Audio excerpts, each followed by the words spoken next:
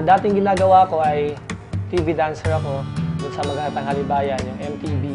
Tapos, nawala kasi sa ere yon. Napunta kami sa Makati, dancer pa din. At the same time, waiter din pala. Same din yung sweldo.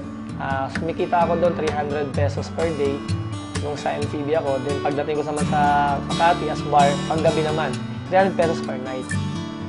Medyo masaya naman ako sa ginagawa ko.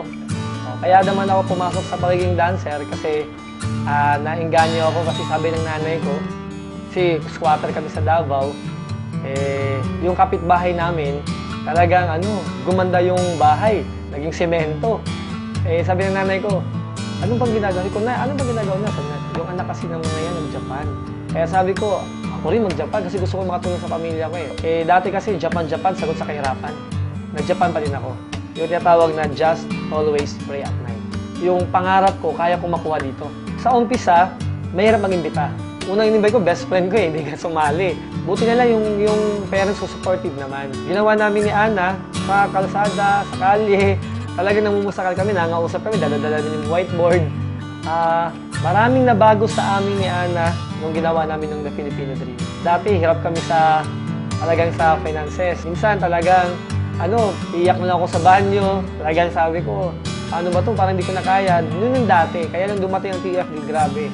Para sa mga members natin, ang mapapayo ko lang, huwag mo natin tingnan yung pera. Kasi pag pera inuna natin ay minsan nakagawa tayo ng hindi maganda. At minsan manghihina ka, paano? Di ka tsumeke agad. At nung buwan, di ka tsumecheke. So, mag-give up ka agad. Kaya sabi nga nila, ganito nga daw yung mga successful na tao ay alam nila kung bakit sila nandito. Bakit sila pinanganak, alam nila. Para sa akin, merong dalawang pinakamagandang araw na nangyari sa isang tao. Una, yung araw na pinanganak siya sa mundo. Pangalawa, nalaman niya kung bakit siya pinanganak. Kaya guys, everything happens for a reason. Hindi aksidente kung bakit ka dito sa PFD ngayon. Hindi aksidente kung bakit ikaw naimbita sa dami ng tao. Kasi may pangarap ka at gagamitin ka para yung mga pangarap din ng iba makuha din nila. So, tuloy-tuloy lang natin, aral lang, training lang tayo ng training.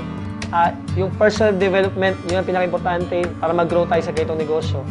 Tapos, sigurado, si success to follow talaga yun. Walang choice talaga maging successful ka dito.